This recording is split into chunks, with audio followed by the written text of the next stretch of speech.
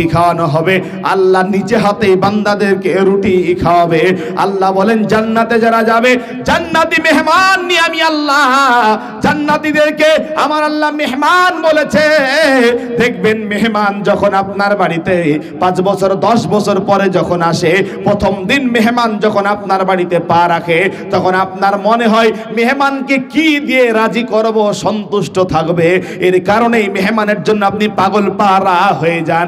আল্লাহ বলেন যারা জান্নাতে থাকবে এরা হলো আমার মেহমান, এরা হলো আমি রবের মেহমান। আমি আল্লাহ এদেরকে জান্নাতীদেরকে মেহমানদারি আমি আল্লাহ স্বয়ং আমি রব নিজেই করব। বলুন সুবহানাল্লাহ।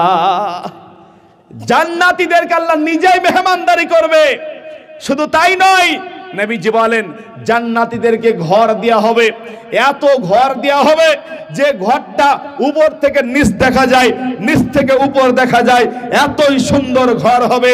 যেই জান্নাত আল্লাহ তাআলা সূরা হাদীদের ভিতরে বললেন দৌড়াও সেই জান্নাতের দিকে, যে জান্নাতের সমিতি হলো এই দুনিয়া থেকে আসমান পর্যন্ত। বলুন সুবহানাল্লাহ।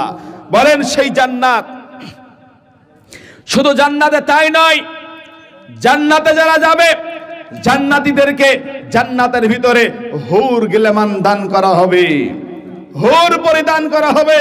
যে জান্নাতীরা তোমরা আজকে হুর পরিদের সাথে মেলামেশা মহব্বত করবে, তোমাদের কোনো সমস্যা হবে না। এইরকম করে জান্নাতীদেরকে সব কিছু নিয়ামত দেওয়ার পর আল্লাহ রাব্বুল আলামিন জান্নাতীদেরকে ডেকে বলবে, এই লড়াচড়া করবেন না, আলোচনা কিছুর ভিতরে আলোচনা শেষ করব। জান্নাতীরা বলবে, আল্লাহ রাব্বুল আলামিন জান্নাতীদেরকে বলবেন, ও জান্নাতীরা, তোমাদেরকে আমি আল্লাহ যত রহমত নিয়ামত দেওয়ার কথা ছিল সব কি তোমরা পেয়েছো? আচ্ছা, কথাটা কে বলবে? আল্লাহ জিজ্ঞেস করবে জান্নাতীদেরকে। সহিহ হাদিসের ঘটনা আপনাদেরকে শোনাচ্ছি। তখন জান্নাতীরা বলবে, প্রভু, ও আমাদের মালিক, আমরা জান্নাতে তুমি যা নিয়ামত দিয়েছিলে আমরা একে একে সব নিয়ামতটা পরিপূর্ণ পেয়ে গেছি। আল্লাহ বলবেন, না রে বান্দা না, জান্নাতে তোমরা আমার সব নিয়ামত তোমরা পাওনি। কারণ কি জানো বান্দা? আল্লাহর নবী জানিয়ে দিয়েছেন, সাহাবা রাদিয়াল্লাহু তাআলা আনহুম আজমাইন, আল্লাহর নবী সাহাবাদেরকে নিয়ে বসে আছেন।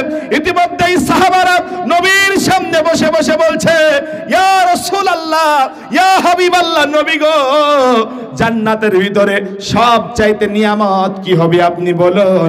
আল্লাহর নবী জানিয়ে দিয়ে বললেন, ও আমার সাহাবারা শোনো, জান্নাতে সব চাইতে নিয়ামত হবে তোমরা স্বচক্ষে